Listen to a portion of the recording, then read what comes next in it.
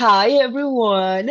Today I have the pleasure of being with Lisa Watts, the CEO of The Conversation Australia. Hi, Lisa. Thank you one Hi, more time. how are you? I'm terrific. I'm so excited to have you here today. How are you doing? Very well, almost the end of the year, and everyone in Australia is looking forward to a big summer break. Ah, myself included. Yeah. Do you have any plans for the holidays? Lots of Christmas lunches and dinners and parties, Yeah. and some time in at the beach in Queensland. Oh, amazing. I'm jealous Yeah, now. yeah. Nice. Okay, so people want to know who is Lisa. So why don't you introduce yourself a little bit? Okay. My name's Lisa Watts. I'm the Chief Executive of the Conversation Media Group, and I have been with this project for over 10 years now, since it launched. Very lucky to have been part of its journey and growth. And it's a real privilege to work in something that's having such a big impact on so many readers and policymakers and people out there. So it's an That's amazing right. job, and I feel very privileged to have it. Amazing, amazing. So if you don't mind, I would like to ask, what was your first job and how did it influence your career? Okay. It wasn't quite my very first job, but it's pretty early on. Um, and it was the beginning of my career in a way. It was working for a company that was selling Yellow Pages advertising. So it was very Okay. much sort of, yep, so sales, marketing, early days of the internet as well. The big Wow. transition from print into online uh, had just started, and there were a lot of questions about what it would look like. And I guess it was an amazing environment. It was a mature business, very successful, very profitable. And the sales culture was very dynamic and competitive. They had I rankings. guess. Yeah, they had rankings. The top percentage of people in sales got to go on a big, amazing trip each year. The bottom ones got to go and find another job somewhere else.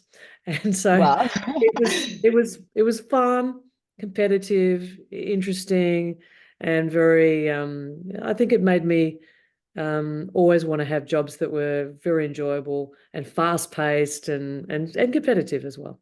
Yeah. So it was good. Were you a good saleswoman back then? I was. I No, I bet. had I had really good managers, amazing women who taught me a lot, and I was able to learn about sales, not just the techniques and the way to sort of package up ideas, but how to allow people to buy from you, how to give people Exactly. the opportunity to have the control, and that taught me a lot.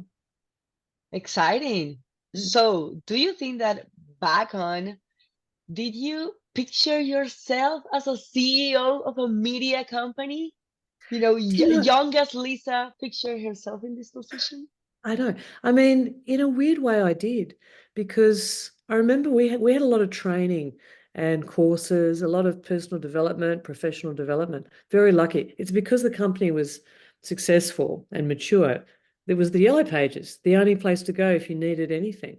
So it had a lot of money, and we were invested in as staff members. It was amazing. Of So course. once there was this workshop, a guy came in, and we had to do an exercise of just imagining, okay, it's 20 years' time. What is your job? What is your life? What is your family? You have to write it all down in a lot of Right. detail. And it really, I think, if you really have an idea about what kind of life you want and you can commit it to paper, just even writing it down helps make it feel a bit more real. And even though I Absolutely. was a long way away from doing that then, I at least imagined it. So I might not have known I would do it, but I at least imagined I'd want to do it. Well, that's amazing. I mean, congratulations, you did it. I did, yeah, that's true. Congrats. Well, now let's explain the publishers that are watching this interview a little bit more about the publication or this huge media group that you are working for. Can you explain to us what is the purpose of the conversation? Yes, of course. Yeah. So the purpose of the conversation is to share all the knowledge and expertise that sits inside the university sector in many countries all over the world, and to use editors to work with the researchers every day to write articles Right. about current events and new research. So we have 8 editions across the world so far, and every day the team of about 200 journalists have a meeting, Wow. just like a regular newsroom, and they'll decide what are the stories they want to chase in politics, health, environment, climate change, arts, culture, book reviews, everything, just like a normal newspaper. And then they'll Yeah. go and find the right academic who is got some expertise in that area to comment on a news event, or they'll review a whole lot of pictures that we get from those academics and say, someone wants to write about, a news event that just happened yesterday in Brazil. Okay, our Yeah. Brazilian team will go and follow that up with the academic, and they'll write an article together. So that the article is designed to be evidence-based as much as possible and Yeah. have facts and sort of neutral, evidence-based facts at the heart of each story. So not political, not left, not right, not trying to persuade people of a certain position, but just to say, here's an issue, here's what an expert says based on what they have known for many years as a specialist. Here's some solutions to a problem. Those are the best the conversation articles. Yeah. Amazing. I love it. I was reading in one of your publications, where it said in LinkedIn that you wrote like, as our editor says, we are contributing to a social impact and based on the Right. evidence, which I believe Yeah. is very important for you. Yes, it Okay. is. Look, we our part of our job is to try to be useful for readers, but also for our colleagues in the media industry. So we work Right. very closely with other media outlets and also with many other journalists, because Wow. many journalists will use the conversation as a source for story ideas, because you can Yeah. go, if you register, you can go and then you can contact the author of any of the articles for interviews, radio, print, etc. And these people have already selected to participate in public discussion. So they're interested in having interviews. They've put their hand up to say, yes, I'll comment on that by writing an article. So most, just over 6 out of 10 researchers get followed up by other media after they write for the conversation. And Amazing. yeah, which is quite high. And then other uses, it's all Creative Commons licensing. So any media outlet can take any story without Yeah. seeking permission. As long as they follow the guidelines and don't change it, they can put it on their own website. So it's designed to be a useful, a bit like having Reuters or AP or PA, those sort of wire services, but all with academic articles coming through. Absolutely, absolutely amazing. Sorry, absolutely amazing. So I also wanted to ask you, you were mentioning about, well, you keep talking about the academics. So I wanted to ask you if you think that also the collaborations between universities and media are important and why. Yeah, I mean, they're crucially important. I think more and more as media outlets become, it's very difficult to have a strong media company. Yeah, So much of the advertising money is gone now to platforms, and yeah, most platforms are sending less traffic to media outlets. Most media outlets are trying to build a brand of something with subscribers or donors or people who can go there regularly. It's very right. difficult. Yeah, so I think media outlets that work with experts in science, technology, health, education, those, um, the research, the expertise, the knowledge those academics have is very important for all of society, all of communities. So there's a reason why they are often the people behind the stories. Amazing. Thank you for sharing all of this knowledge so far. I'm like very pleased to have you here again. That's Thanks. Well, now I have a question regarding your business models. Tell me if I am correct. The conversation is a non-for-profit organization. Is that right? that's right. Yeah, yeah. Perfect. So I would like to ask a couple of questions. In your opinion, what are the unique challenges for non-profit organizations such as the conversation? Yeah. Well, I mean, the challenges are similar to other media that is for profit. Um, with the conversations business model, in some countries it's funded only by philanthropy, large philanthropic grants and projects. In other places, it's funded by universities as well Okay. as philanthropy. They become members and they pay a membership fee each year.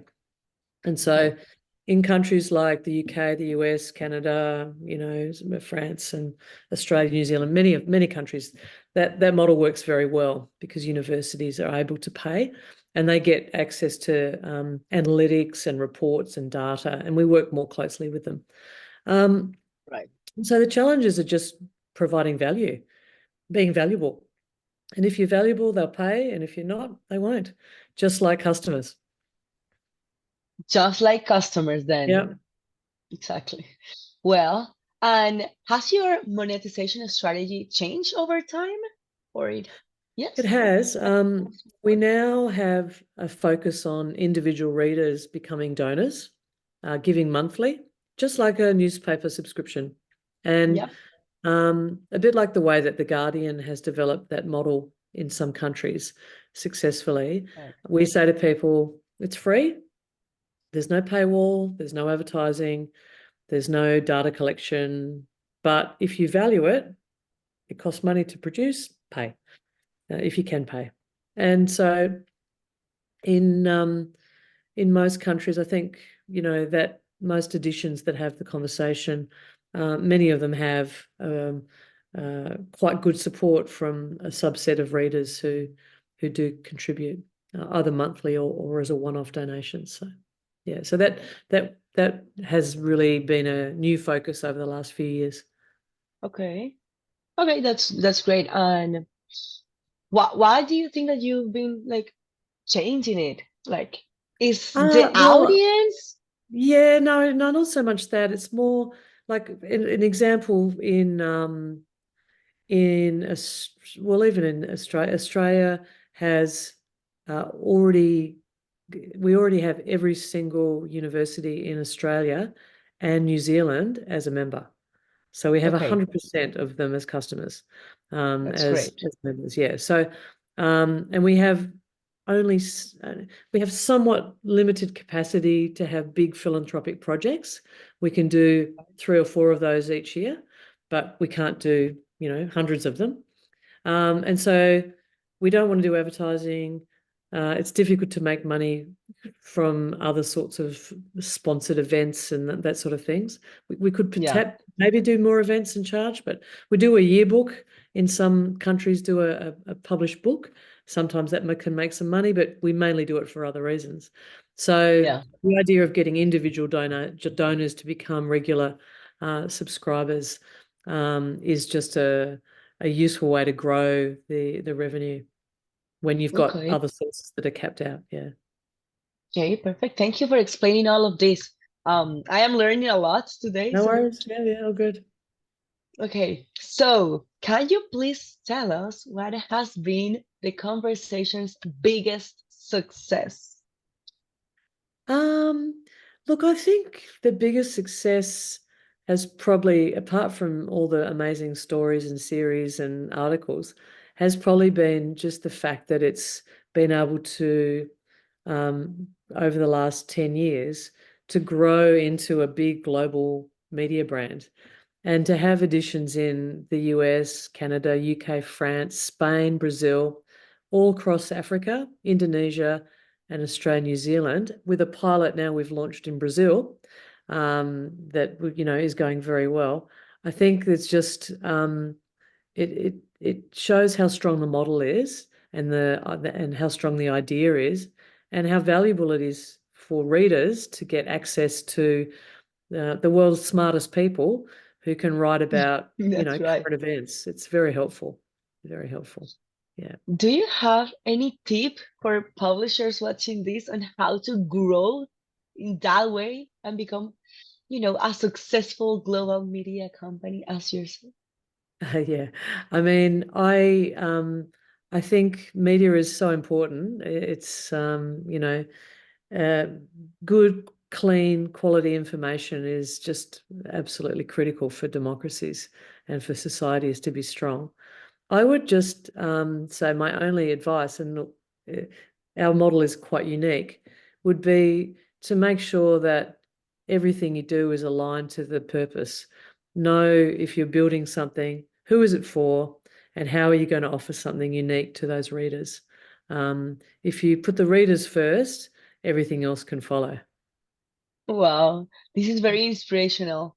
Thank you so much, Lisa, for everything that you have Yeah. shared today with us. My one last question to you before I let you go is why did you decide to partner with Newstex? Well, because we really want to make sure we can share the information that we produce as widely as possible, we're hoping that the partnership allows more media brands and other readers to have access to hear that it's useful and to find it, easily through the platform. So that's the reason we're doing that. Well, thank you.